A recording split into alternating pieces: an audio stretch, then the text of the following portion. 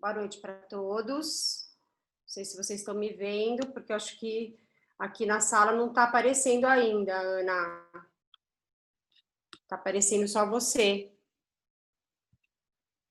no TI. Ah, não sei se continua destacando. Boa noite.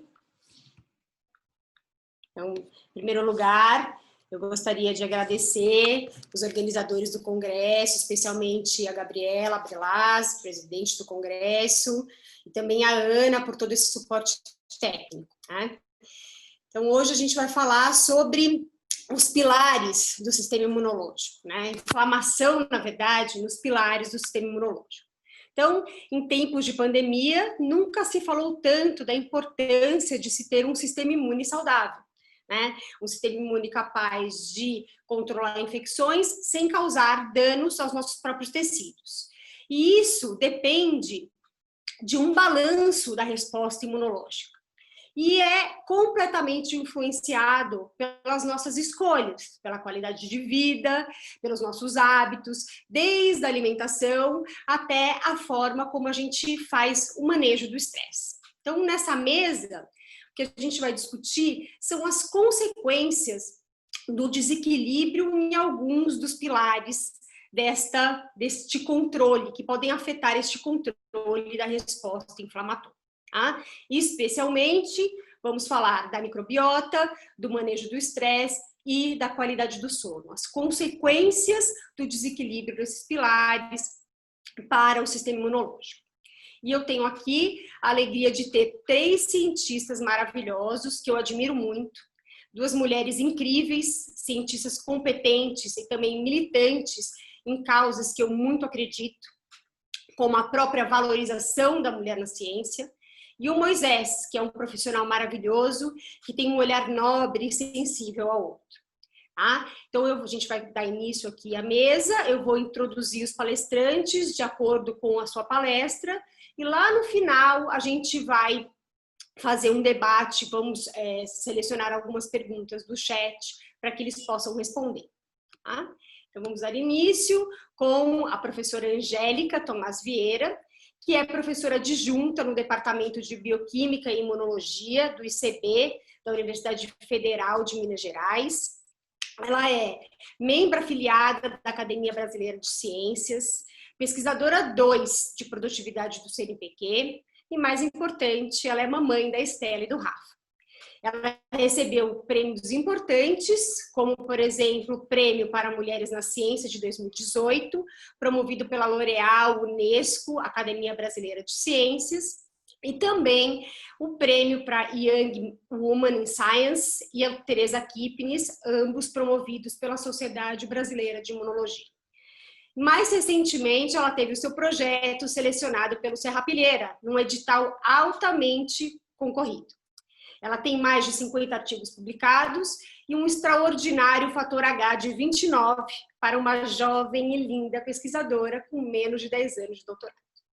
Hoje ela vai falar, então, sobre o eixo microbiota e inflamação. Com você, Angélica.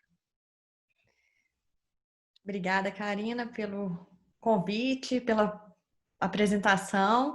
E eu estou extremamente feliz, né, de participar desse simpósio, desse congresso, e falar um pouquinho para vocês do que eu venho trabalhando e do que eu estou desenvolvendo nos últimos anos como minha linha de pesquisa. Deixa eu só colocar a apresentação. Ups.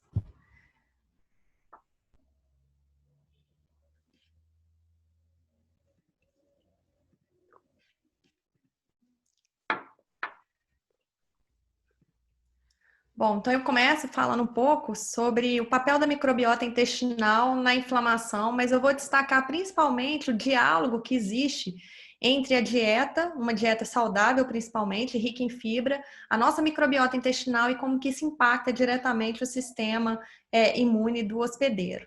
E eu gosto sempre de começar dizendo, né, que a gente, que a nossa microbiota, principalmente a microbiota comensal, aquela benéfica, ela tem vários efeitos importantes para o hospedeiro, como, por exemplo, na defesa, a colonização a vários agentes patogênicos, oportunistas, tem um papel muito importante em regular o sistema imunológico e vários processos inflamatórios que eu vou destacar durante essa apresentação.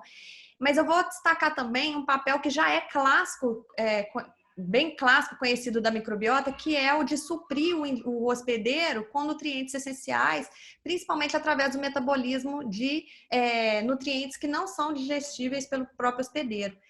Nesse sentido, a nossa microbiota tem um papel metabólico extremamente relevante, e esse papel metabólico que a microbiota tem para o hospedeiro, ela é tão relevante como, por exemplo, do nosso órgão metabólico, que é o fígado. E eu gosto sempre de dizer que a gente está realmente casado com a nossa microbiota, porque ela está presente tanto na riqueza quanto na pobreza, assim como na saúde e na doença.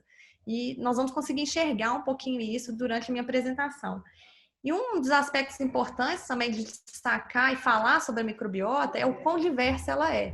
Então, após o projeto Genoma, né, junto com a metagenômica, já foi mostrado que existe uma diversidade muito grande de espécies de micro-organismos que compõem a nossa microbiota, né? Não só bactérias, que é a grande maioria dos micro-organismos que fazem parte da microbiota, mas também alguns vírus, né? Alguns bacteriófagos, vírus que infectam bactérias, mas também como fungos e alguns outros micro-organismos. E é no intestino onde vive a maior parte desses micro-organismos, né? Como já falado, as bactérias são as que, dentro desses micro-organismos, são as que mais estão abundantes. E um dos aspectos interessantes dessa diversidade é que essa diversidade da microbiota, ela está extremamente relacionada com o estado de saúde do indivíduo, e ela é construída a partir do desenvolvimento do sistema imunológico. A colonização da microbiota, ela se dá desde o início, desde o nascimento, né? E essa diversidade de composição dos micro-organismos da microbiota, ela vai ser direcionada juntamente com a maturação do sistema imunológico. E é interessante que durante até os 3 anos de vida do indivíduo, que é mais ou menos a idade onde o sistema imune do indivíduo começa a estar mais maduro, mais preparado, é quando se dá essa maturação também da colonização da microbiota. E é por isso que a gente vê que a microbiota tem uma relação extremamente direta com o nosso sistema imune. Na verdade, a microbiota e o sistema imunológico do hospedeiro, ele é reflexo um do outro. Então, eu gosto de pôr essa imagem porque a gente sabe que qualquer alteração que aconteça na nossa microbiota vai alterar o nosso sistema imune. Assim como qualquer alteração do sistema imunológico vai alterar a nossa microbiota. Então, por isso que existe um diálogo muito forte, muito constante entre esses dois aspectos. Nesse sentido também, a gente sabe que existem vários fatores que podem impactar a composição da microbiota intestinal, principalmente. Dentre vários fatores, como a própria genética do hospedeiro, o tipo o tipo de nascimento, né, seja parto normal ou por cesárea, o uso de medicamentos, principalmente antibióticos, ou mesmo processos infecciosos e respostas inflamatórias a diversas doenças, podem alterar a composição. Mas eu vou destacar aqui a dieta como um dos principais fatores que estão envolvidos na alteração dessa microbiota. E a dieta é interessante porque ela pode, dependendo do tipo de dieta, se é uma dieta, por exemplo, rica em fibra, ela pode alterar a composição da microbiota para um estado que a gente chama de simbiose, onde vai existir um equilíbrio da microbiota intestinal, levando, né, com que essa microbiota comensal, por exemplo, ela acaba produzindo vários fatores importantes para o indivíduo, né, como ácidos graxos de cadeia curta, que eu vou destacar muito nessa apresentação, levando a uma regulação do sistema imunológico e então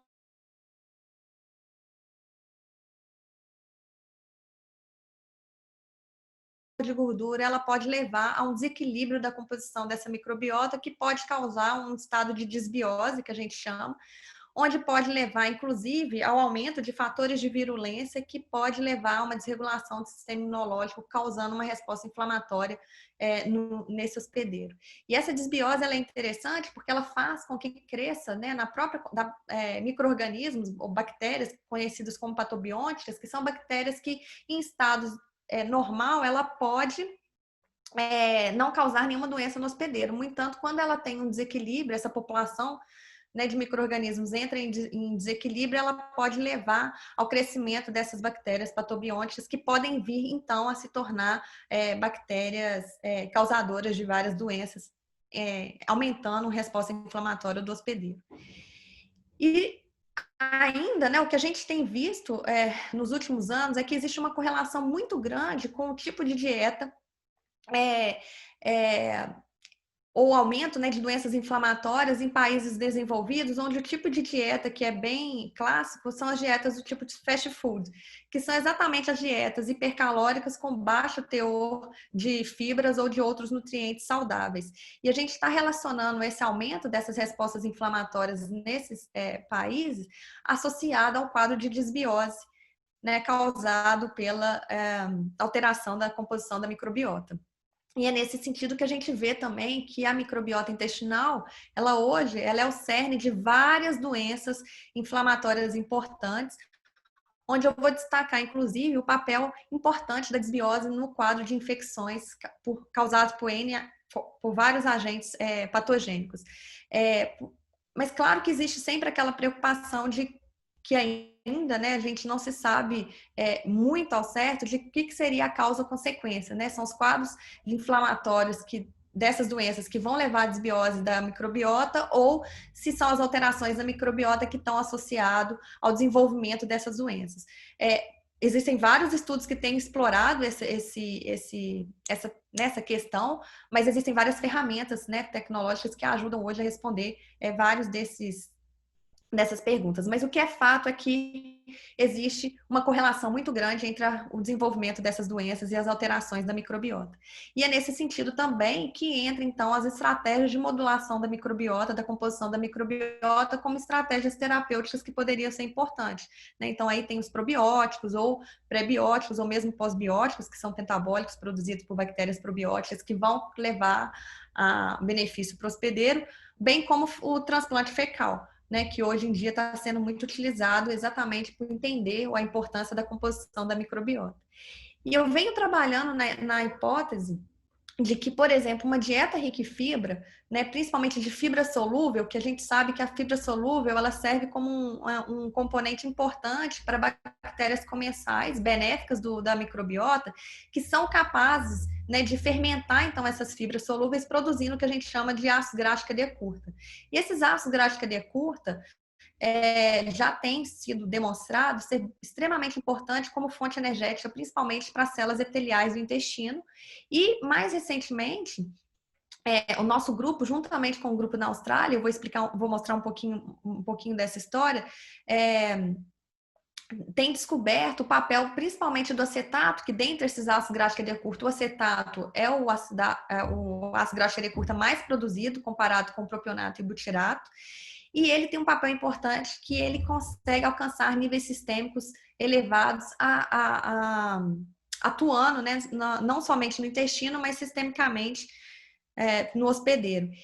E nós temos demonstrado que ele tem um efeito importante, imunomodulador, principalmente de controlar a resposta inflamatória, principalmente por se ligar ao seu receptor, um receptor acoplado à proteína G, GPR43, que está altamente expresso nas células inflamatórias como neutrófilos, eosinófilos e macrófagos. E em 2009, então, nós demonstramos pela primeira vez que em animais nocautes, né, ou seja, deficientes por GPR43, eles eram muito mais susceptíveis a doenças inflamatórias, não só do trato gastrointestinal, como a colite, mas também na asma e na artrite, quando comparado com os animais selvagens. Por outro lado, nós observamos também que quando se tratava os animais com uma dieta rica em fibra, né, a gente sabendo que a fibra, a dieta rica em fibra que a gente utilizava de escolha foi a pectina, que é altamente expressa nas cascas de frutas cítricas, como por exemplo limão e maçã. E ao tratar os camundongos com uma dieta rica em fibra, a gente viu que a gente conseguia elevar os níveis sistêmicos de acetato 7 dias após a dieta, a gente já conseguia ver esses níveis de acetato circulante.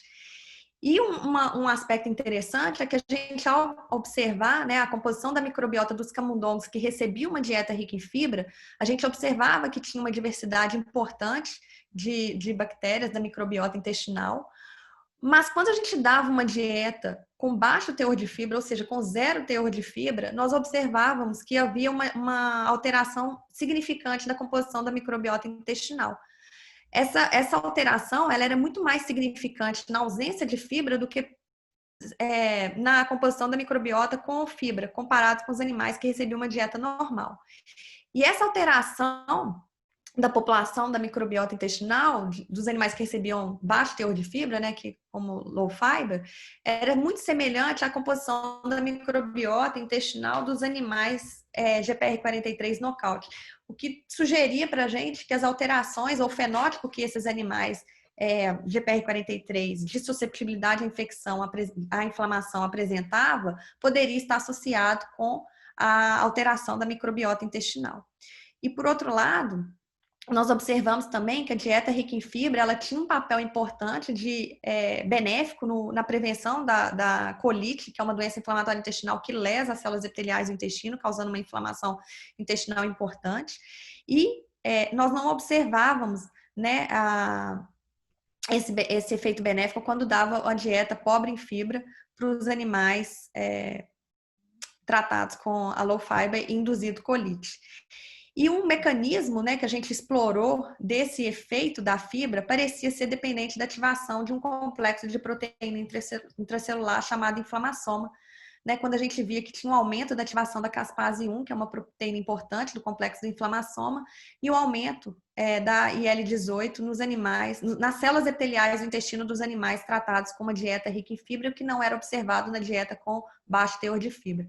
Interessantemente, nós observamos que as células epiteliais dos animais GPR43 knockout, eles tinham uma deficiência da ativação de inflamação, que sugeria que esse poderia ser um mecanismo pelo qual a dieta rica em fibra poderia estar atuando na manutenção da barreira epitelial no modelo de colite.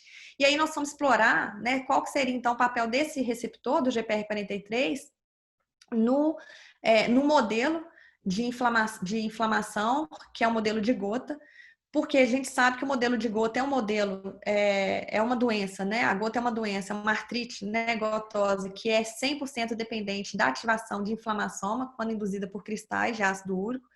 E a inflamação característica da gota é principalmente pelo recrutamento de neutrófilos e ativação de macrófago na cavidade intraarticular. E o que no modelo experimental que a gente induziu, a gente vê que macrófagos dos animais GPR43, eles têm deficiência na produção de ROS, de espécie reativa de oxigênio, que a gente sabe que é importante para ativação de inflamação. E a gente vê que macrófagos, né, dos animais knockout, por receptor desses metabólitos microbianos, eles têm deficiência na ativação do inflamassoma. E quando a gente induz em vivo, né, o modelo de gota, injetando cristais de ácido úrico na articulação dos camundongos, a gente vê que há um aumento do recrutamento de neutrófilo nos animais WT, mas há uma redução, ou seja, há uma deficiência dessa resposta nos animais GPR43 knockout. Mostrando então que a ativação de inflamassoma nesses animais é realmente deficiente nesse contexto. Isso nos animais knockout. E esse fenótipo hiporresponsivo também era observado nos animais germe-free, que são animais que não têm a microbiota, ou seja, mostrando que a microbiota, de alguma forma, ela tinha um papel importante em primar a resposta imunológica, né, o sistema imune do hospedeiro, para responder a um estímulo danoso, como no caso do cristal do ácido úrico. Por outro lado, de maneira bem interessante, nós mostramos que nos animais convencionais, ou nos animais selvagens, normais, quando a gente trata os animais com acetato, e aí dose dependente, ou seja, é necessário aumentar os níveis de acetato para que a gente veja um efeito anti-inflamatório no modelo de gota, a gente vê que com a dose maior, que são níveis encontrados sistemicamente em indivíduos onde tem a microbiota comensal, a gente vê que dá uma redução de neutrófilos na cavidade articular.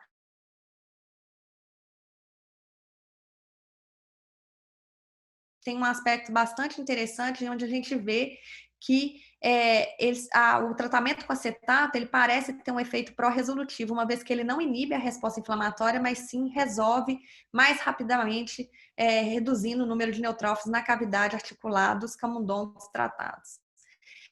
por outro lado, a gente vê também que a dieta rica em fibra, e não a dieta com baixo teor de fibra, é capaz de reduzir o número de neutrófilos nos animais no pico da inflamação. E observamos também que no pico de inflamação, onde o número de neutrófilos era iguais entre o animal com controle e tratado com acetato, nós coletamos neutrófilos desses animais e vimos que os neutrófilos dos animais, da cavidade articular dos animais que foram tratados com acetato, eles tinham um aumento da proteína da anexina 1, que está extremamente relacionada com os mecanismos pró-resolutivos importantes, mostrando inclusive um aumento de eferocitose, que é a capacidade do macrófago de engolfar, né, captar neutrófilos apoptóticos na articulação, o que sugere para a gente, então, que esses metabólitos microbianos têm um efeito pró-resolutivo muito importante no processo inflamatório. E isso trouxe para a gente uma perspectiva muito importante de estudo, que é exatamente tentar entender qual que seria o papel desses metabólitos microbianos numa resposta infecciosa. Exatamente porque a gente sabe que no processo infeccioso, a gente precisa do processo inflamatório para conter o patógeno. No entanto, a gente sabe que essa resposta inflamatória exacerbada, ela pode vir a causar doença se ela não for resolvida, né? Então, esse efeito pró-resolutivo do acetato trouxe essa perspectiva de teste, por exemplo, nos modelos infecciosos. E, juntamente com o grupo da Unicamp, professor Marco Pinolo, inclusive a Karina também está presente nesse trabalho, isso é demonstrado, né, o quão importante é, por exemplo, o papel, o efeito, né, o papel do GPR43, também conhecido como FFR2, né, no processo infeccioso. E aqui nós demonstramos que no modelo de infecção intestinal por Clostridium difficile, né, os animais FFR2, né, o GPR43, eles são mais suscetíveis à infecção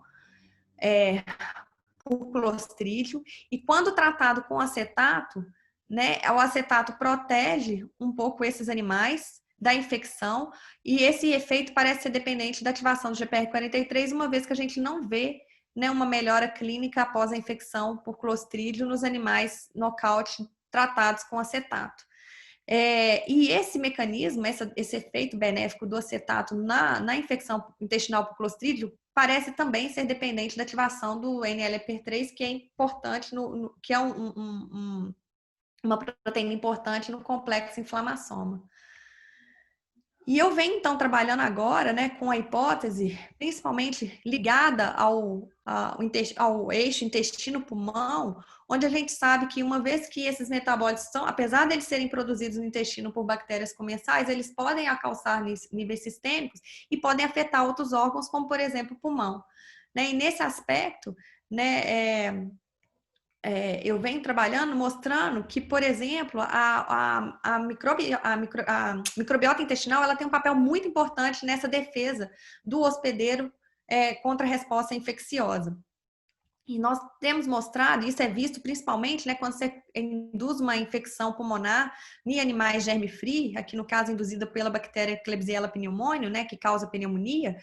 Os animais germe-free eles são muito mais susceptíveis do que os animais convencionais quando eles são induzidos à pneumonia, mesmo com uma dose pequena de Klebsiella pneumoniae.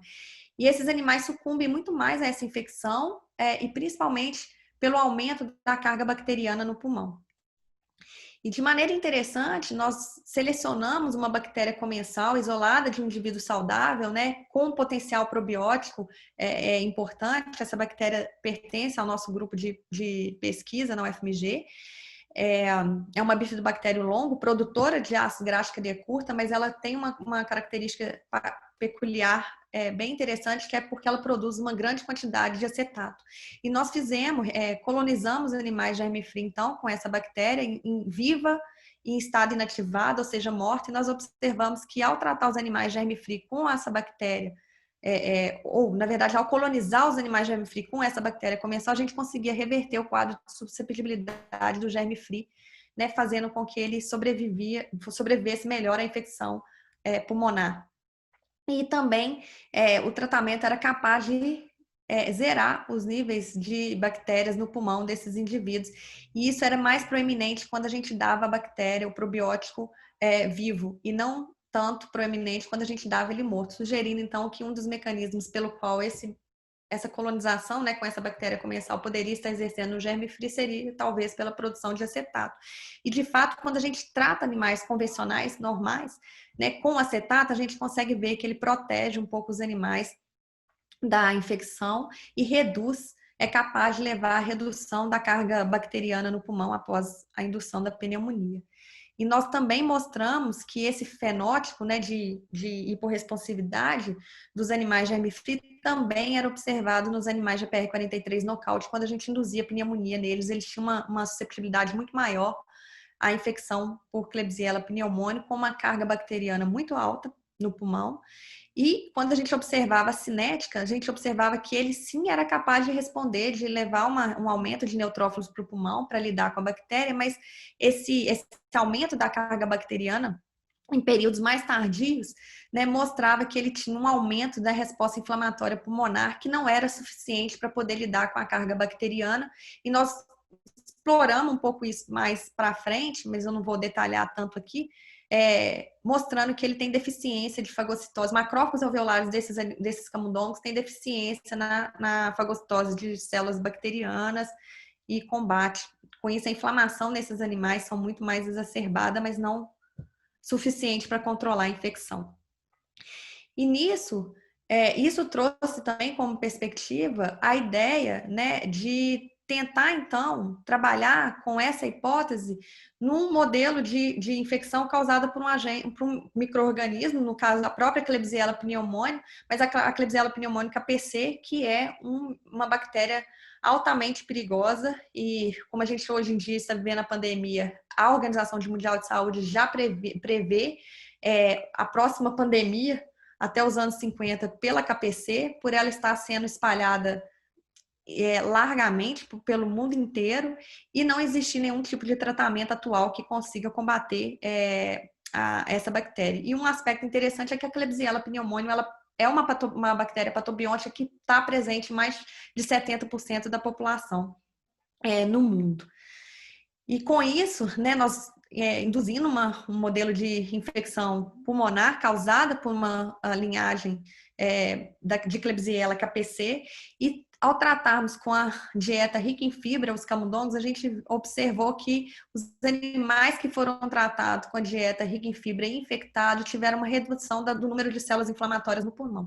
E só para lembrar que nós usamos a fibra, a dieta rica em fibra em pectina, e dosamos ácido graxo de cadeia curta, e dentro dos ácidos graxo de cadeia curta que produzido por essa dieta, o acetato é o maior produtor e não tem diferença na produção de butirato e propionato. E aí eu venho então pensando na hipótese, né, e aqui é um dado preliminar, de que um aspecto bem interessante que chama bastante atenção é que quando a gente observa que a pneumonia é uma das principais causas de morte em criança até 5 anos de idade, mas mais de 50% desse óbito está associado com uma má nutrição. E aí, a hipótese, né, que a gente tem levantado é que será que essa má nutrição poderia estar associado com um quadro de deficiência, por exemplo, de fibra? E isso sim está associado com o aumento crescente de problemas com micro-organismo resistente a antibióticos, né? Então a nossa hipótese é essa, de que a desbiose poderia estar da microbiota poderia estar associado com essa grande letalidade. E de fato, quando a gente trata camundongos com a dieta com baixo teor de fibra, ou seja, com zero teor de fibra, a gente consegue ver que há uma resposta inflamatória exacerbada comparado com os animais que foram infectados com a KPC, mas não tratados com uma dieta normal. E só para finalizar, né, esse papel protetor desses metabólitos microbianos, eles não parecem ser, no pulmão, não parecem ser só dependentes em respostas inflamatórias bacterianas, mas também em respostas virais. Então, recentemente, né, o grupo também aqui do Brasil demonstrou o papel, principalmente, esse trabalho é super legal, inclusive, mostrando que a dieta rica em fibra também tem um papel protetor numa infecção respiratória induzida pelo RSV, né? E onde a gente vê que a dieta rica em fibra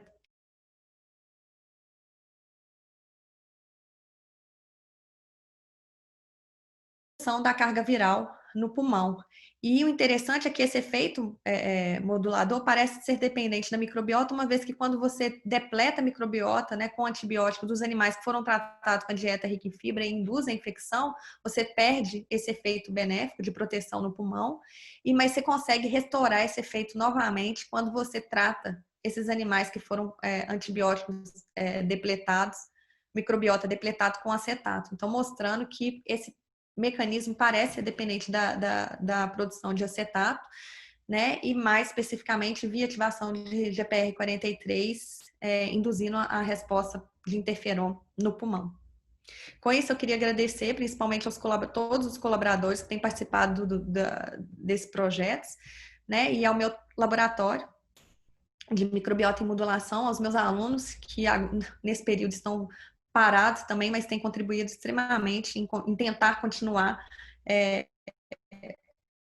essa linha de pesquisa da maneira que a gente consegue. E só para terminar, tem esse trabalho super legal que foi feito em parceria com a Universidade de Recife, com a professora que trabalha com divulgação ela é da ciência da computação e trabalha com divulgação científica, fazendo gibis, né? E ela criou uma série que é de mulheres empoderadas, onde ela fez uma série sobre mim, achei super interessante, né? Falando um pouco sobre o papel da mulher na ciência, a fim de divulgar esses gibis para jovens mulheres que queiram fazer ciência. E é só acessar o site e tem lá o gibi disponível para poder ler. E obrigada.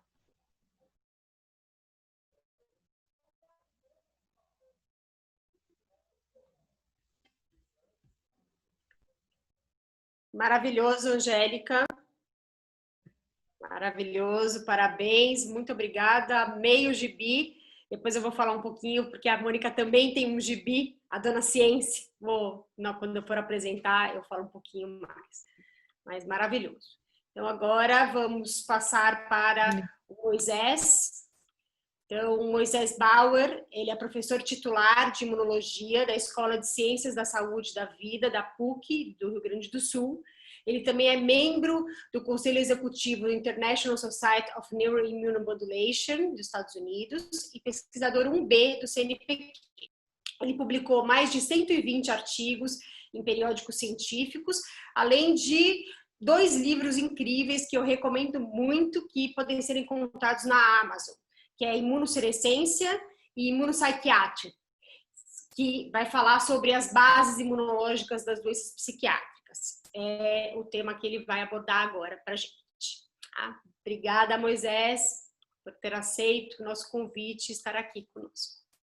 Ok, boa noite a todos. Muito obrigado, Karina, pela apresentação, né? Acho que eu esqueci de falar que nós somos ótimos amigos também há bastante tempo, né? Com certeza. Muito tempo. É o ponto mais importante você esqueceu de falar, né? Nossa amizade de longa data já, né, Karina? E também Exatamente. com demais amigos aí de São Paulo e, enfim, de tantos lugares que a gente acaba conhecendo, se encontrando sempre nos congressos, né?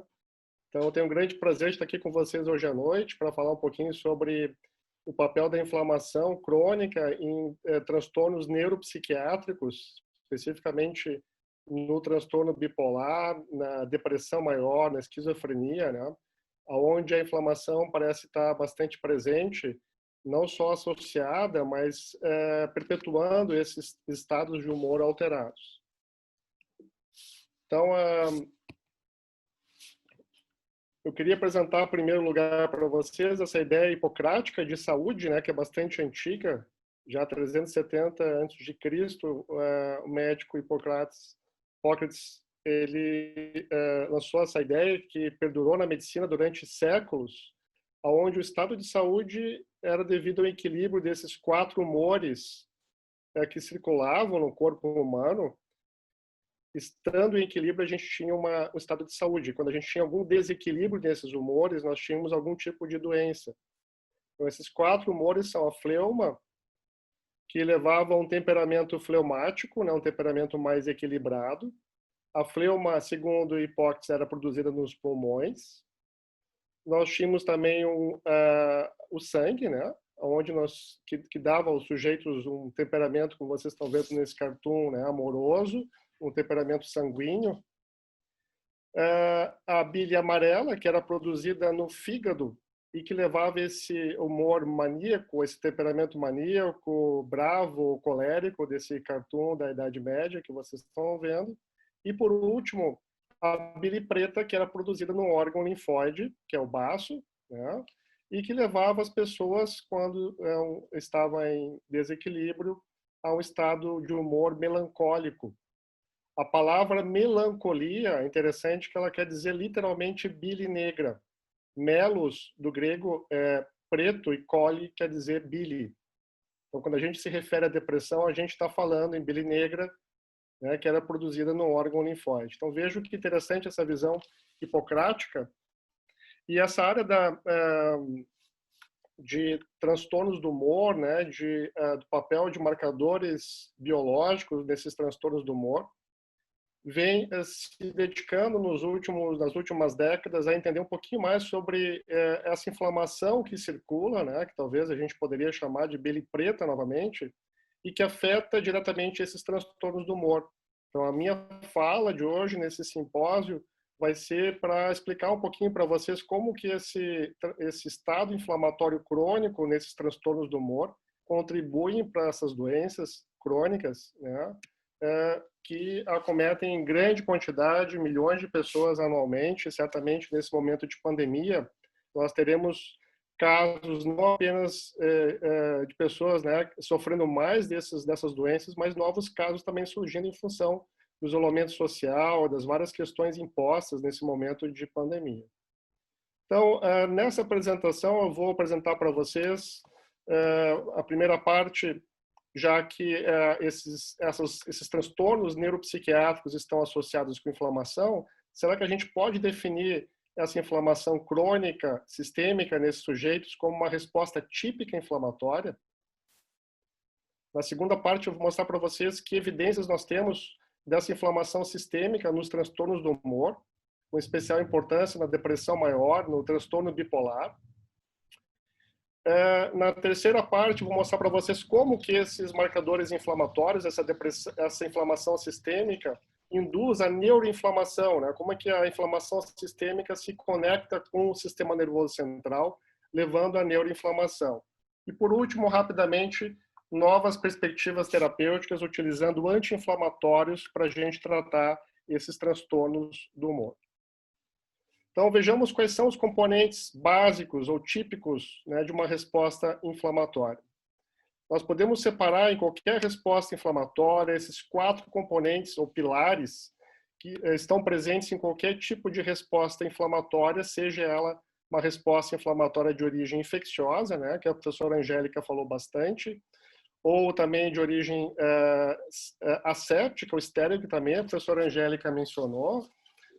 Nós temos indutores onde danos teciduais promovem uma série de marcadores que eu já passo para vocês no próximo slide, ou padrões moleculares presentes em micro-organismos se ligam, né, de forma direta em receptores da membrana celular, como os toll-like receptors, por exemplo, ou no inflamassoma, né, que a professora Angélica já apresentou para vocês. Então, nós temos sensores em células do sistema imune, mas também em células do sistema nervoso central, capazes de conectar esses indutores, né, esses sinais provenientes de dano celular ou diretamente de micro-organismos. Muito bem, quando nós temos indutores se ligando em sensores, uma resposta inflamatória ela dá início quando nós observamos a produção de mediadores inflamatórios, como, por exemplo, as citocinas pró-inflamatórias TNF-alfa, IL-1, IL-6, IL-18, que a Angélica falou, etc. E esses mediadores inflamatórios, muitas vezes, saem da inflamação local e passam a atingir sistemicamente vários tecidos, como, por exemplo, o fígado, né, gerando a produção de proteínas de fase aguda, isso é bem conhecido em estados de inflamação aguda, influenciando o débito cardíaco, agindo diretamente na musculatura do coração, influenciando a hematopoese e, de interesse para a fala de hoje, influenciando o nosso comportamento, porque atinge diretamente o cérebro a gente vai ver como que esses mediadores inflamatórios sistêmicos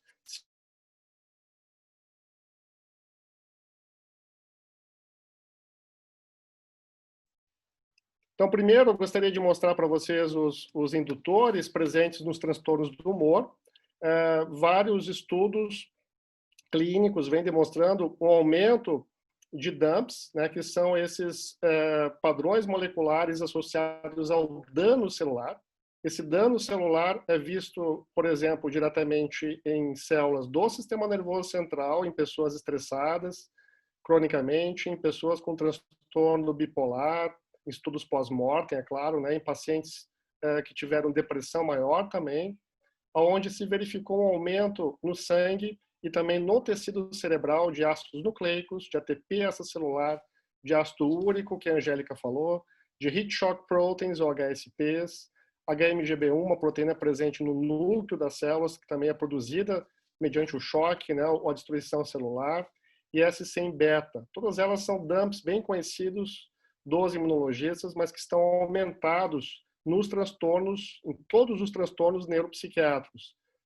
Pacientes com depressão, que eu falei, pacientes com esquizofrenia também, ou bipolares apresentam uma elevação na circulação, no plasma desses marcadores conhecidos como DAMPs. Ou seja, nós temos indutores circulando, né, importantes da inflamação asséptica ou estéril. Por outro lado, uma série de estudos recentemente vem demonstrando que existe também uma possibilidade de uma disbiose intestinal, que nessa área foi chamada de leaky gut, onde mediadores produzidos por bactérias, a nossa microbiota intestinal, incluindo não só ácido graxo de cadeia curta, mas entre outros mediadores, altera a produção de serotonina, de GABA, a nível local, no intestino e também a nível do sistema nervoso central, altera a produção de citocinas do intestino, que acabam modulando a comunicação direta com o sistema nervoso central, via inervação vagal ou via outras formas de comunicação que a gente já vai discutir brevemente. Então, essa translocação bacteriana que é observada nos transtornos psiquiátricos, né, com esse leaky gut, com essa alteração microbiana intestinal, leva a sinais indutores de PAMPs, que são padrões moleculares associados a micro-organismos presentes na nossa microbiota. Então, ligando a fala da Angélica, né, essa desbiose intestinal também é observada em pacientes com transtornos neuropsiquiátricos e pode ser uma forma de conectar esses indutores, né, a algum sinal, algum receptor que a gente vai ver alterado também em células desses pacientes. Então, vejamos agora quais são as evidências que nós temos sensores ativados, né, em pacientes com transtornos neuropsiquiátricos.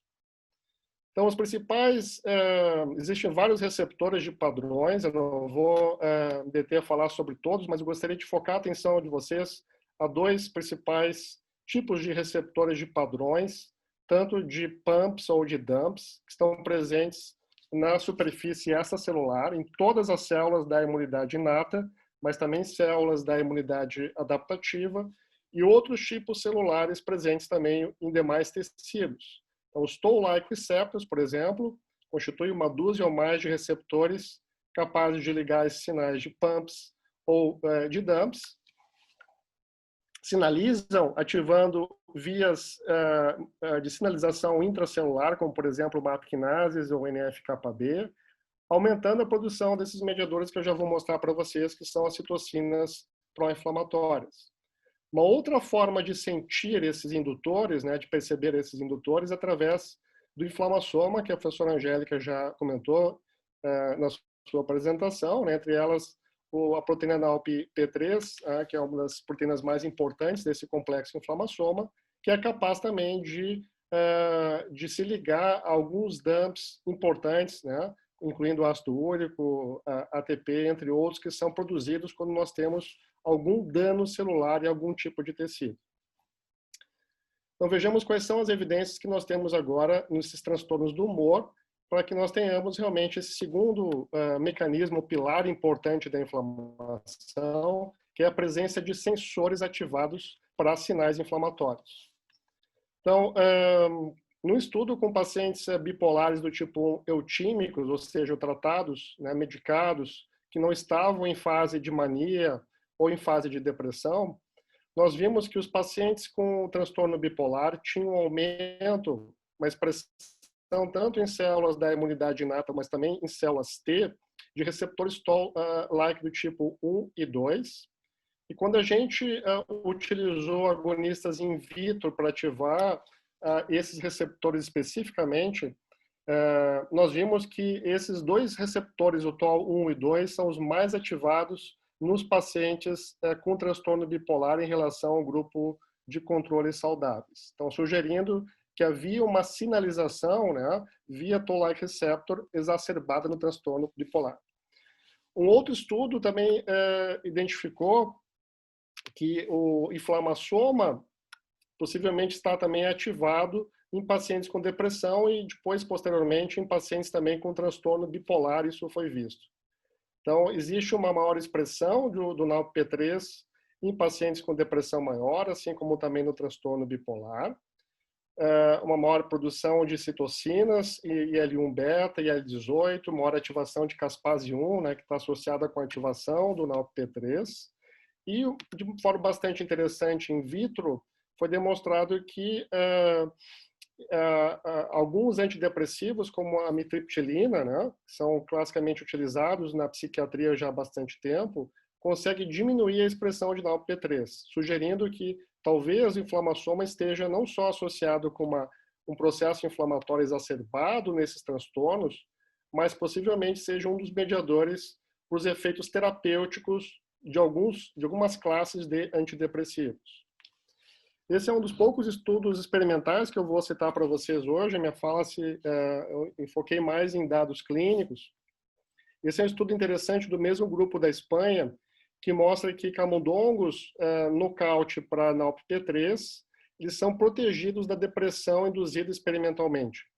Então, a partir de um modelo de depressão experimental, os autores viram que os animais selvagens que apresentam NALP-P3, que apresentam todos os genes da resposta inflamatória, eles ativam a expressão de NALP-P3 no córtex pré-frontal, assim como também no hipocampo, que são duas áreas muito importantes na percepção do estresse, nas vias efetoras em lidar com o estresse. Então, essa depressão experimental estava associada com uma inflamação a nível do tecido cerebral, aumentando o NALP-P3 e IL-1-beta no cérebro de camundongos normais ou selvagens.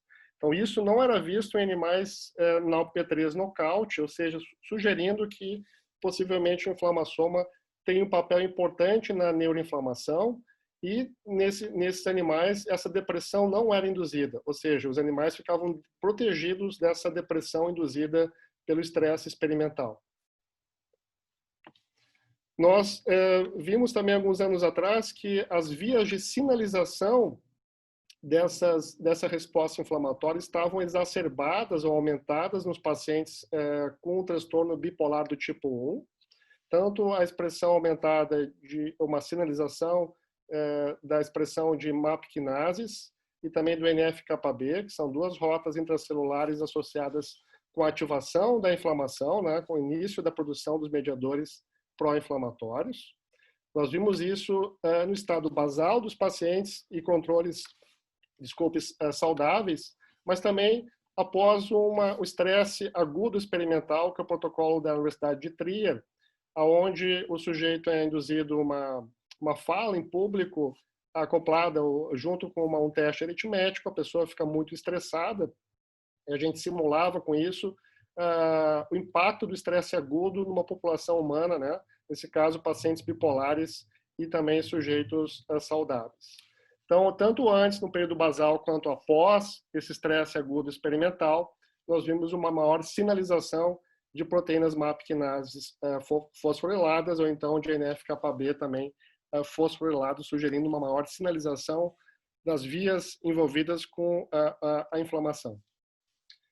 Então, já que nós temos indutores, né, que são os pumps e dumps aumentados nos transtornos neuropsiquiátricos, nós temos sensores mais ativados em células do sistema imune e possivelmente também sensores ativados no sistema nervoso central desses pacientes.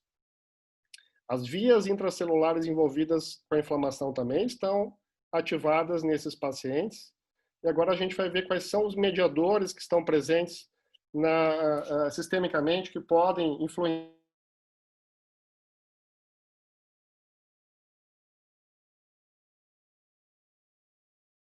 ou mesmo com a doença de Alzheimer.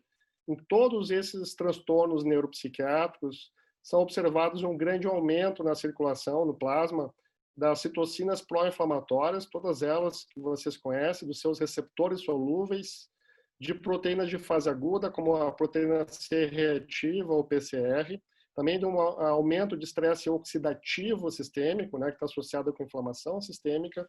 Uma série de estudos do nosso grupo e também de grupos dos Estados Unidos e da Europa vem corroborando essa ideia que existe uma inflamação sistêmica em pacientes com transtornos do humor.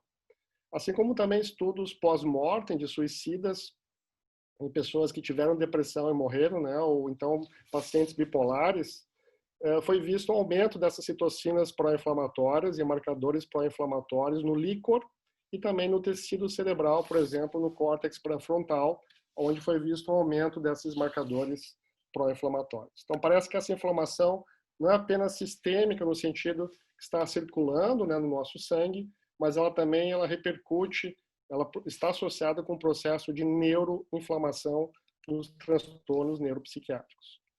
Muito bem. Até então, não se conseguia precisar muito bem a fonte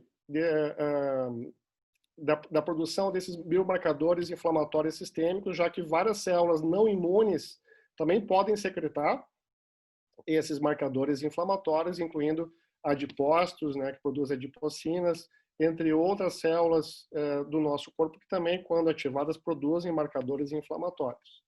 Então, para entender um pouquinho mais sobre a produção de proteínas inflamatórias do sistema imune, nós medimos in vitro, após a ativação com ligantes específicos em células de pacientes bipolares ou então em leucócitos de pacientes controles, e vimos a produção in vitro estava bastante aumentada de todos os marcadores inflamatórios analisados e também algumas proteínas anti-inflamatórias ou mais regulatórias, sobretudo nos pacientes bipolares. Esse aumento, em alguns casos, chegava a 10 vezes maior a produção in vitro de marcadores pró-inflamatórios quando as células, os leucócitos periféricos eram estimulados, sugerindo que sim, as células do sistema imune são mais ativadas nesses pacientes e produzem mais marcadores inflamatórios.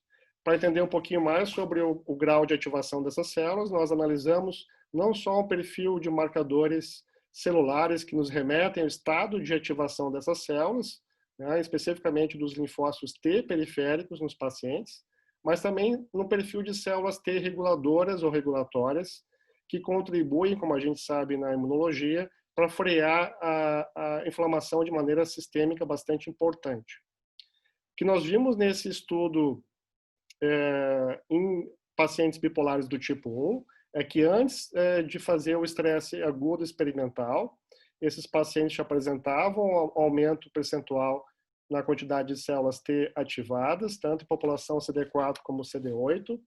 Uma diminuição de células T regulatórias ou reguladoras foi observada nos pacientes no período basal em relação ao grupo de controles saudáveis, mas após o estresse agudo experimental, o que nós vimos foi um efeito oposto, né, ao que era esperado da resposta fisiológica ao estresse. Ou seja, em sujeitos saudáveis, sem depressão, sem transtorno bipolar, diminui a produção de células T ativadas após o estresse experimental e aumenta a produção de células T reguladoras. No entanto, os pacientes bipolares apresentavam o oposto, né? Apresentavam um aumento maior ainda, com maior intensidade da quantidade de células T ativadas no sangue periférico e uma diminuição ainda mais significativa, né, de células T reguladoras, diferindo largamente da resposta fisiológica, né, ao estresse experimental observada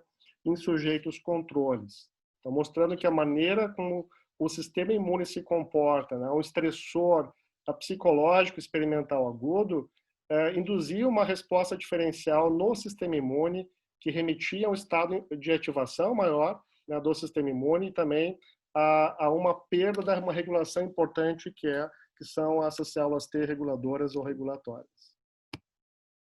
Então vejamos agora o impacto desses mediadores no sistema nervoso central, né? Será que essas citocinas, esses mediadores contribuem para essas doenças crônicas, né? Para a esquizofrenia, para o transtorno bipolar, para a depressão maior, e como que esses mediadores, citocinas solúveis no sangue, ou então células do sistema imune, fazem essa importante ligação com o sistema nervoso central.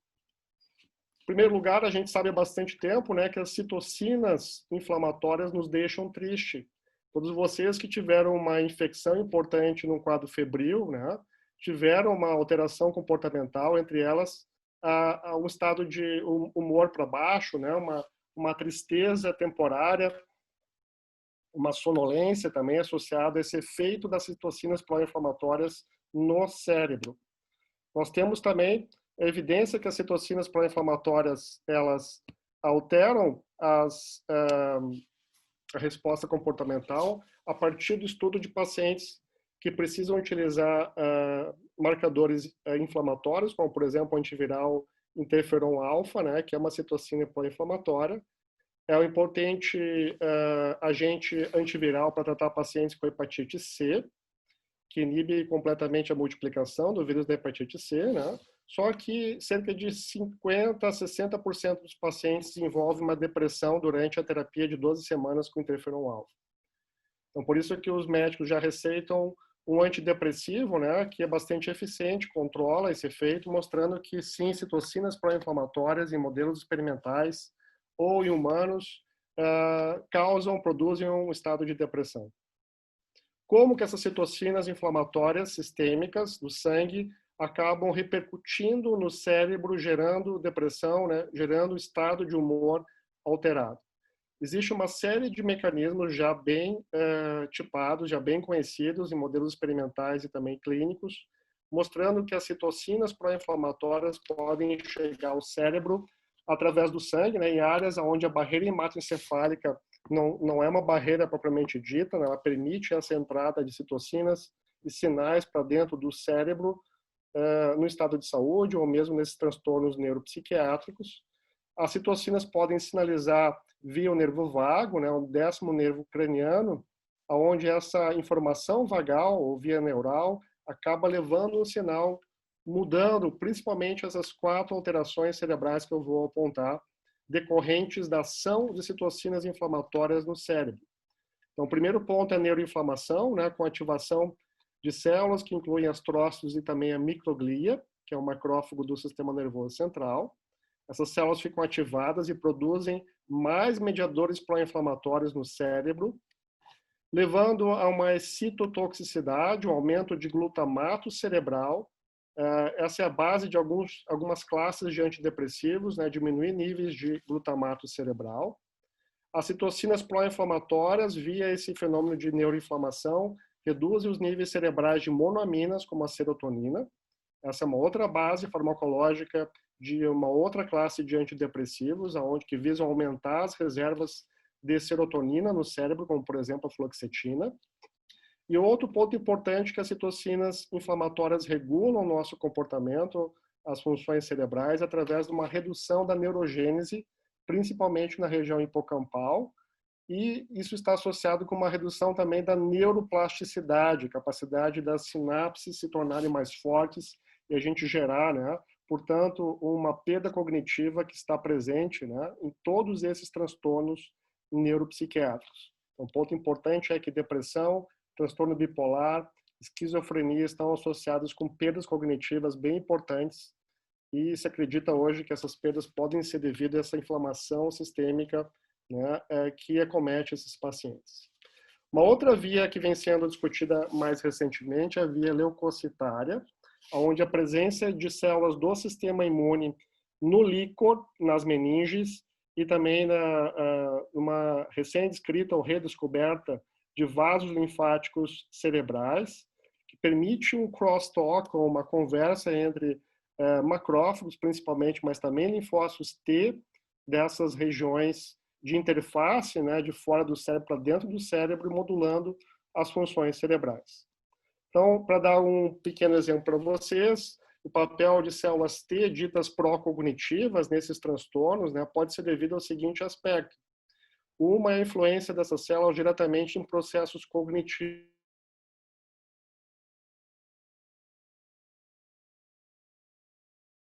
deficiência em linfócitos T ou deficiência de linfócitos T e B, são os camundongos SCID e NUD, né, que são desprovidos de linfócitos T ou T e B.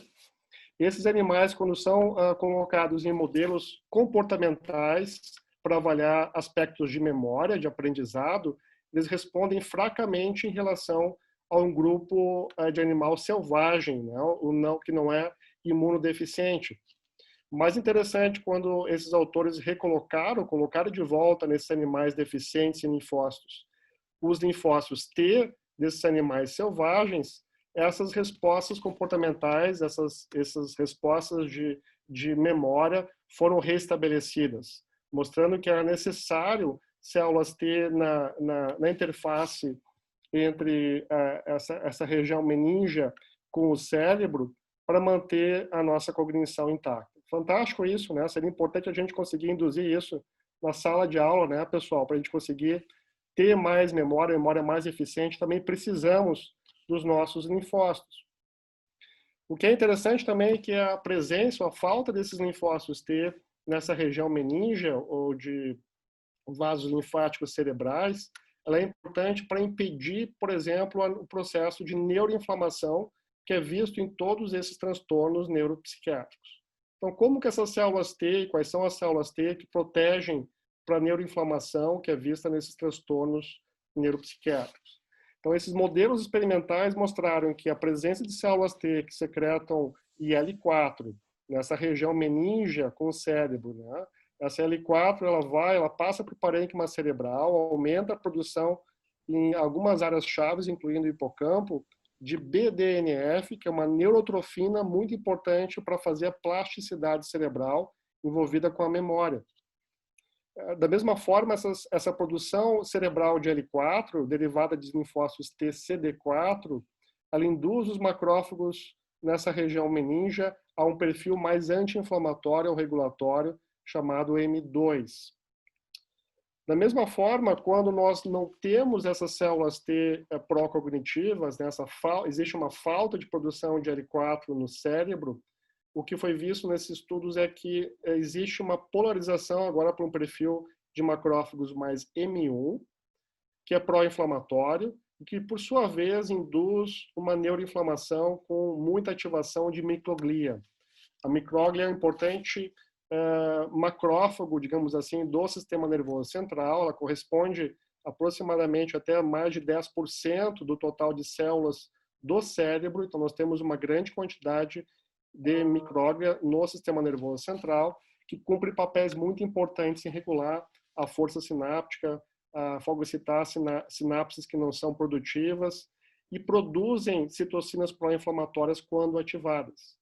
Portanto, a microglia ativada vem sendo bastante estudada em transtornos neuropsiquiátricos. Quando a gente corrige essa ativação, a gente impede essa ativação da microglia ou microglia, por exemplo, utilizando o antibiótico minociclina, que é bastante eficaz em inativar a microglia, a gente restabelece esses modelos experimentais de depressão e de estresse que foram onde isso está sendo bastante documentado. Com isso, eu chego à parte final da minha fala, onde eu apresentei para vocês até agora evidências que existe sim um perfil pró-inflamatório nos transtornos do humor, incluindo a depressão, o transtorno bipolar, a esquizofrenia. Eu não tive tempo, mas esses marcadores foram associados com uma piora clínica desses transtornos. Então, quanto maior o nível desses biomarcadores inflamatórios no sangue, pior o desfecho clínico, ou existe uma piora clínica, né, correspondente nesses pacientes.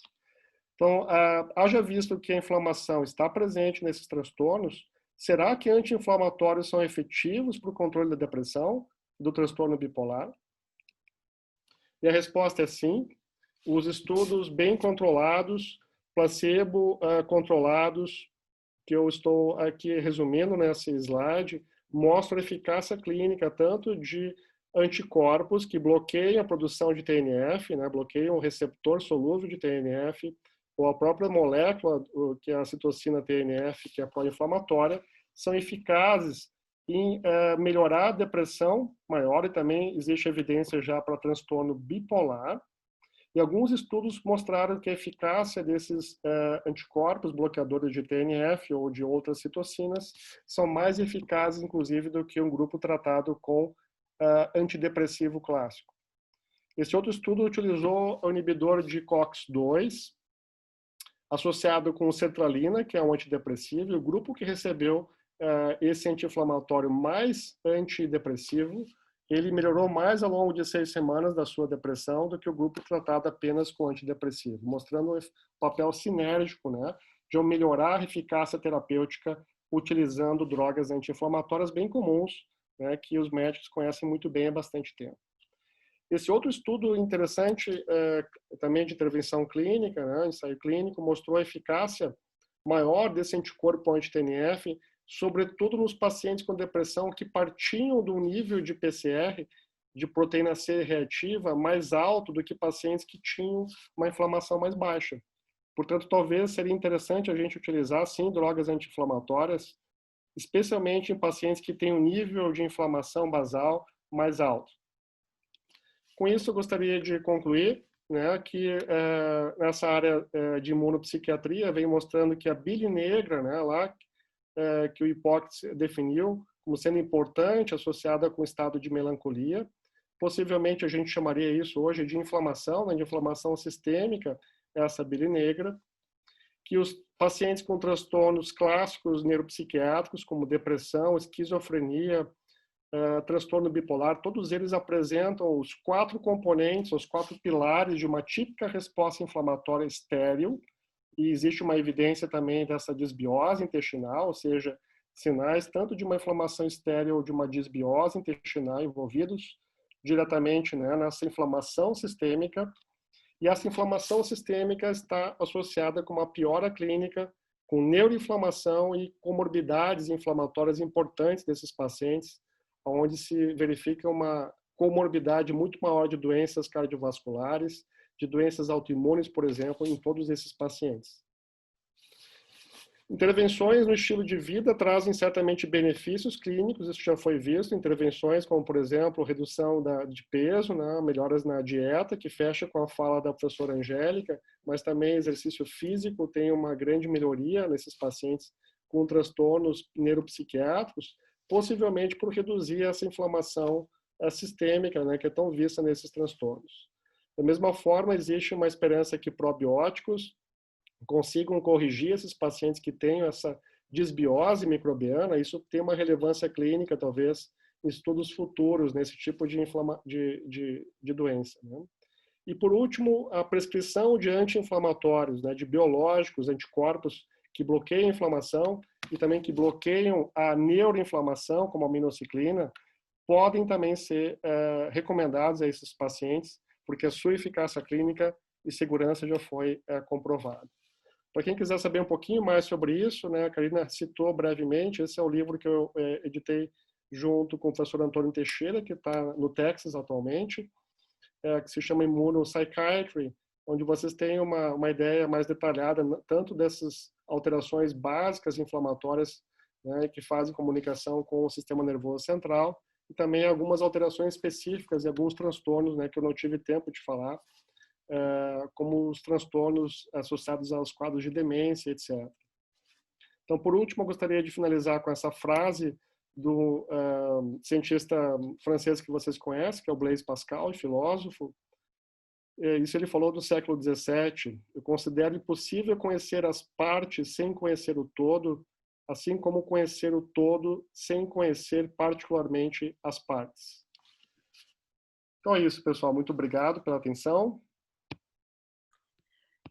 Excelente, Moisés. Parabéns. Tomara que a gente consiga tirar do papel essa colaboração que a gente tanto, né, tem falado e, sei lá, amornado isso aí, né? Bom, então, por último, mas não, né, menos importante, pelo contrário, vamos chamar agora a professora Mônica Andersen. Ela trabalha com sono, mas quando a gente olha o CV dela, dá para duvidar que ela durma pela 1 hora sequer da noite. É impressionante. Ela é professora livre docente da Psicobio, da Unifesp, membro da Academia Brasileira de Ciências, bolsista de produtividade 1D do CNPq. Atualmente, ela é coordenadora da Câmara de Pós-Graduação e Pesquisa da Escola Paulista de Medicina, coordenadora do CEUA, vice-chefe do Departamento da Psicobio, chefe da disciplina de Biologia do Sono, publicou mais de 560 artigos científicos com mais de 5.000 citações. Recebeu muitos prêmios, entre eles o mesmo prêmio da Angélica, o Prêmio para Mulheres na Ciência, concedido pela L'Oréal, Academia Brasileira de Ciências e Unesco, e recentemente ela recebeu um reconhecimento como uma das 250 pesquisadoras mais influentes no Brasil, na Open Box da ciência. Além disso, ela é idealizadora de importantes projetos de extensão para divulgação da ciência, como a idealização do gibi Dona Ciência, que eu recomendo demais que vocês todos conheçam. E ela ainda consegue estar sempre linda e impecável. Vamos lá, Angélica, sono e... Mônica, sono e o impacto no sistema imune. Obrigada. Boa noite a todos. Vocês estão me ouvindo bem, Karina? Perfeito. Boa noite. Eu queria agradecer a Karina, uma parceira de longa data, por esse convite tão honroso para participar do Congresso Acadêmico da Unifesp. Eu vou, da melhor forma, ser concisa e tentar convencer vocês que sono é importante. Desde a época da faculdade, eu era uma fã do sistema imune. Confesso que eu não era uma das melhores alunas no sistema imunológico aí da faculdade, mas sempre achei interessante e aprendi com Karina, com Daniela Santoro, com Anderson Sanunes, a importância. E agora vamos tentar integrar isso da melhor forma. Eu vou tentar passar para vocês um pouco mais do sono, porque nós temos experts aqui, seja a Karina, que segundo Anderson é um dos maiores nomes do sistema imunológico do Brasil, a Angélica, que deu uma aula incrível, e o Moisés, mostrar a importância do sono para todo esse funcionamento do sistema imunológico. A gente pode pensar no advento da energia elétrica, depois a gente tem uma sequência de imagens que nos distraía, porque isso já é passado, a televisão. Aí na década de 90, uma coisa extraordinária, que se não fosse ela não estaríamos integrados nesse momento de pandemia, e a pandemia que mudou completamente o padrão de sono da nossa sociedade também. Se a gente imaginar que a luz expandiu o tempo de vigília, a pandemia modificou o nosso ritmo. E agora nós somos adeptos e dependentes, seja dessas plataformas que existem por aí, que até então eram usadas, mas não de forma corriqueira e cotidiana, e isso faz com que agora existe até uma síndrome, que é Zoom fatigue. Imaginem vocês. Hoje o nosso cenário cotidiano mudou muito. Eu gostei quando a Karina apresentou a Angélica, que ela falou mais importante, mãe de 2 crianças. Como que a Angélica, cientista, consegue, com 2 crianças, tendo aulas em casa, atividades domésticas, ainda conseguir ter um sono regular? E esse sono regular, hoje, a gente sabe que é a medida número 1 para este equilíbrio que a Karina explicou tão bem. Quando a gente tem uma mudança dos pilares de qualidade de vida, e entre eles está o sono, nós vamos ter uma alteração do sistema imune. Voltando a falar agora das alterações do padrão de sono, nós temos tanto a privação de sono, que ela pode ser voluntária ou não, mas nós temos mais de 80 distúrbios de sono. 1/3 das mulheres da cidade de São Paulo tem a síndrome da insônia. E nós temos 1/3 da população de São Paulo acometidos com um distúrbio respiratório muito comum, que a gente chama de apneia. Se a gente pensar só nos homens, isso é 40%.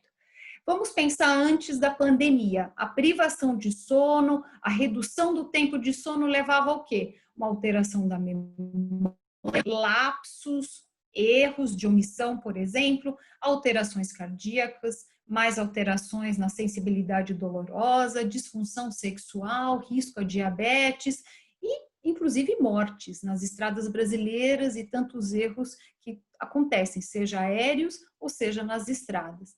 Isso tudo era antes da pandemia, porque agora a gente pode ainda associar isso com repercussões desse vírus sobre o sistema imunológico, que já está alterado pela privação de sono. Essa falta de sono de qualidade modifica ainda o nosso comportamento. Nós nos tornamos mais ansiosos, favorecendo divórcios, maior dependência química, depressão. O Moisés comentou muito bem sobre os transtornos mentais. A privação de sono facilita, por exemplo, surtos esquizofrênicos, alteração de eutimia para uma mania, quem tem transtorno bipolar, e ainda vamos mostrar agora na pandemia que tem aumentado o consumo de álcool, que álcool por si só também priva da fase dos sonhos. Mas a Karina me pediu para falar, né, sono e sistema imunológico. Então vamos tentar agora mostrar alguns trabalhos que mostram de uma forma global que o sono é fundamental para essa integridade.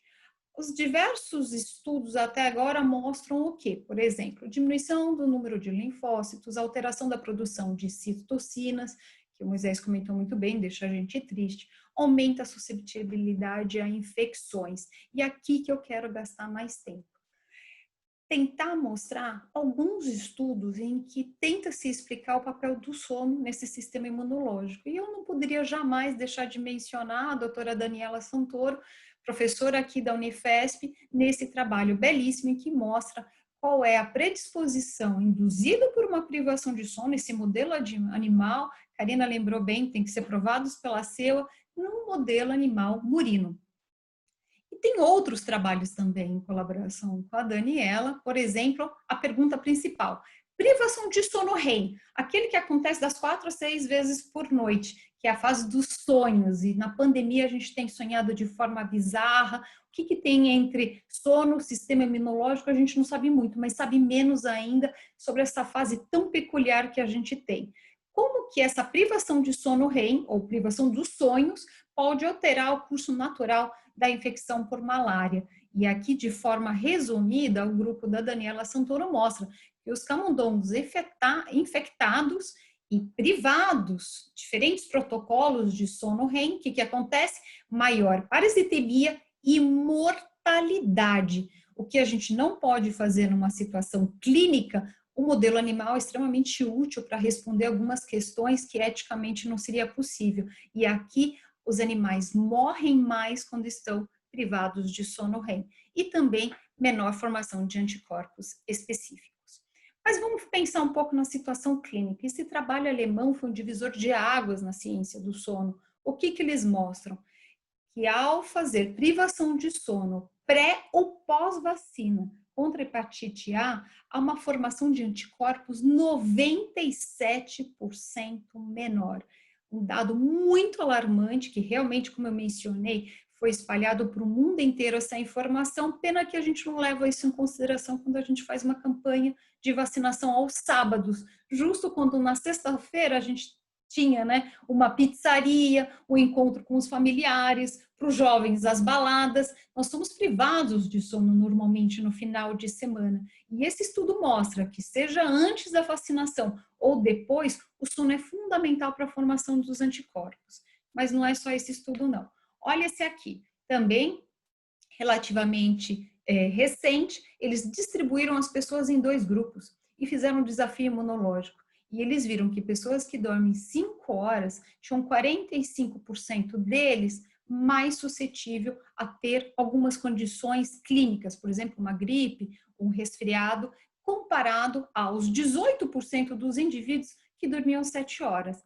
Vale aqui dizer que não necessariamente as pessoas têm que dormir 7 horas. Nós temos pequenos e grandes dormidores. Maior parte da população se contenta entre 7 e 8, mas nós temos indivíduos que têm um sono de qualidade com 6 horas, e isso é programação genética, enquanto nós temos os grandes dormidores que precisam mais de 9 horas, mas a média é entre 7 e 8 horas.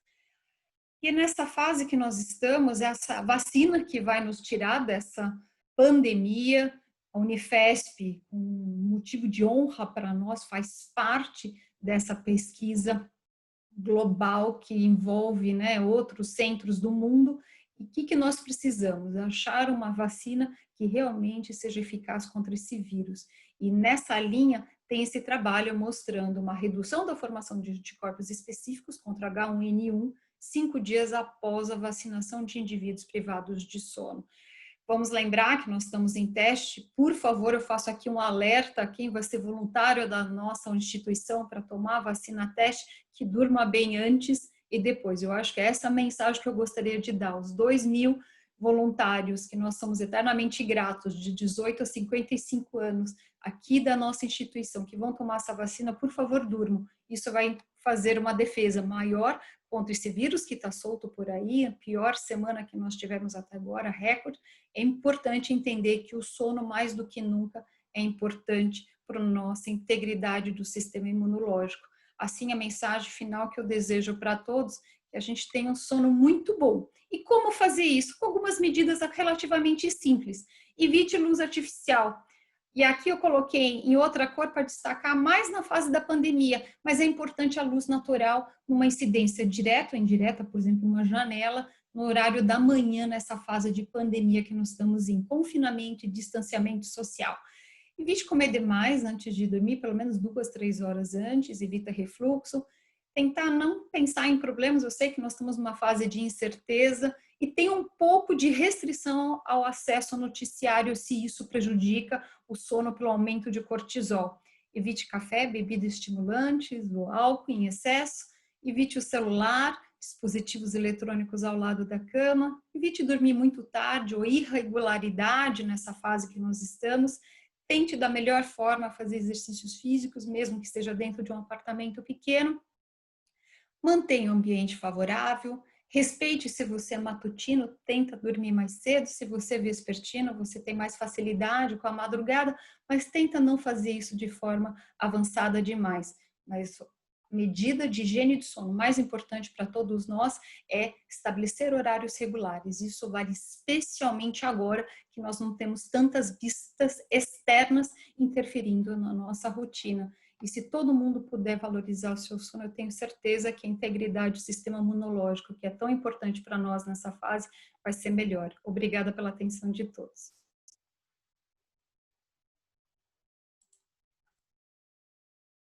Muitíssimo obrigada, Mônica. Excelente, como sempre.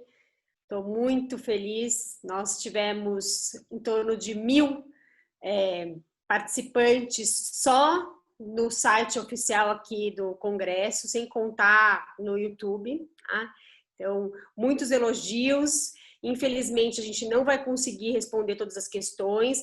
Eu já coloquei aqui no chat o e-mail de vocês, então vocês estarão à disposição para responder as perguntas que a gente não consegue discutir agora, porque nosso tempo é muito curto.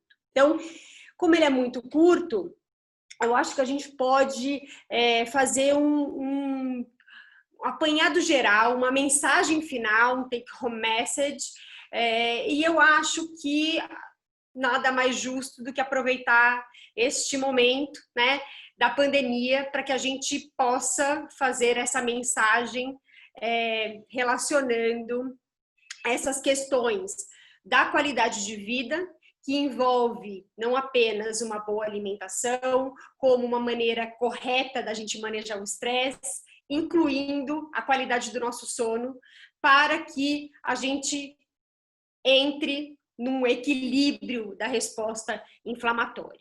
Então, de uma maneira geral, Angélica, começando por você, o que você tem a falar a respeito de disbiose e Covid? Inclusive, uma das perguntas foi, será que já tem algo relacionado, por exemplo, a transplante fecal? Então, essa é a pergunta para você. Tá bem rapidinho. Não tem nada de transplante fecal ainda fazendo, mas existem fortes evidências de que essa disbiose pode estar associada ao quadro de gravidade de Covid, né? Então, os indivíduos que estão assintomáticos ou os indivíduos que não são sintomáticos, existe uma forte relação, associação de pode ser associado com essas alterações da microbiota, principalmente porque um dos principais receptores de entrada para Covid é o HR, que ele está altamente expresso também nas células epiteliais do intestino. E o que a gente vê também é que o HR, os animais knockouts, né, para o HR, ele tem uma alteração da microbiota muito forte. Isso sugere para nós, né, que essas alterações da microbiota poderiam estar influenciando diretamente na entrada do vírus, e também pelo fato de que a gente consegue, já tem trabalhos mostrando que você consegue detectar partículas virais do SARS-CoV-2 nas fezes de indivíduos e não, mesmo quando não é diagnosticado no pulmão. Então, mostrando que o vírus tem a capacidade de permanecer ali no intestino por grande tempo. E, assim, a hipótese que vale, que eu acho que acredito, é exatamente de que essa modulação da microbiota pela dieta pode sim servir como uma forma de prevenção, né, de ajudar o indivíduo a não se prevenir da infecção, mas da resposta inflamatória pulmonar proveniente da infecção por Covid. Excelente. Então, mais questões para a Angélica por e-mail. Muito obrigada. E você, Moisés, o que você acha, por exemplo, a respeito desses coquetéis todos, dessas drogas todas que estão sendo testadas para os pacientes com Covid? Você acha que isso pode afetar, de alguma maneira, os distúrbios neuropsiquiátricos? Boa pergunta, Karina. Assim, não temos nenhuma evidência ainda concreta a respeito disso, né? Qualquer medicamento que acaba influenciando com a resposta inflamatória sistêmica, né, de uma certa forma pode contribuir piorando um paciente que tem algum transtorno neuropsiquiátrico. Então, de novo, qualquer medicamento deve ser visto com muita atenção, né? Especialmente esses medicamentos que onde nós não temos uma comprovação da eficácia para a COVID, como, por exemplo, antiomínticos, né, e também a cloroquina, hidroxicloroquina. Então, esses medicamentos que podem ter alguma ação, né, nessa questão inflamatória certamente devem piorar ou repercutir numa alteração neuropsiquiátrica. Excelente. Tem bastante coisa para a gente conversar a respeito disso. Mônica, e você? Vamos, sim, tá bastante claro que o teu recado, por favor, não só os voluntários, como todos nós que receberemos em breve a vacina, precisamos associá-la a bons hábitos e também à qualidade do sono, né? Mas a pergunta é a seguinte: os efeitos inflamatórios, a inflamação causada pela própria infecção e até os efeitos dos tratamentos, isso poderia ter uma relação com a qualidade do sono? Tirando toda a parte psicológica, o medo, o estresse, você acha que a infecção em si pode alterar a qualidade do sono? Ótima pergunta, Karina. Nós temos muito pouco ainda em termos de evidência científica. Se a gente colocar Covid, sono, hoje aparece por volta de 280 trabalhos, mas isso é uma somatória total, pois é. Mas a gente não tem ainda, de forma robusta, relatos de pacientes com Covid e qual é a alteração objetiva no sono. Você falou bem, se a gente excluir a parte psicológica, ansiedade, medo de morrer, a gente tem que ficar com alteração da arquitetura que a gente conhece. Isso não se sabe ainda. Parece que há uma modificação com redução do tempo de sono REM e de sono de ondas lentas, mas ainda a gente não pode dizer que dá para seguir nessa linha. Eu acredito que deva ter, não só porque numa situação de privação de sono que esses pacientes estão, nós temos um quadro pró-inflamatório que acentua e potencializa a ação do vírus, como o vírus por si só eu acho que tem efeito sim. Mas eu acho que nós vamos precisar de mais tempo para ter certeza dessa resposta e precisamos de imunologistas como você para responder essa questão. Então, vem para o lado do sono. Estaremos juntas, com certeza. Gente, muito obrigada mais uma vez, obrigada a todos que assistiram, obrigada aos organizadores, obrigada a Ana, que nos ajudou aqui. Terminamos exatamente em tempo. Muito obrigada, gente. Até a próxima. Até a próxima, obrigado.